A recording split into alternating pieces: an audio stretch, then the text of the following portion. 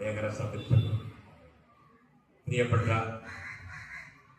ഉണ്ണിമാഷ്, സ്നേഹം നിറഞ്ഞ പഞ്ചായത്ത് മെമ്പർ, പ്രിയപ്പെട്ട വിദ്യാർത്ഥികളെ, രക്ഷാകന്മാരെ, അധ്യാപകന്മാരെ, വളരെ ഒരു നല്ല സായാഹ്നമാണിത്. ബഹുമാനപ്പെട്ട SI പറഞ്ഞല്ലോ, നിർബന്ധമാണ്. കാലം മാറി, കഥ മാറി. അപ്പൊ ഇനി ജീവിക്കണമെങ്കിൽ ഇത്തരമൊക്കെ വേണം. ആയുധമില്ലാത്തൊരായുധം, മറ്റുള്ളതിനൊക്കെ ആയുധം ഉണ്ടാവും.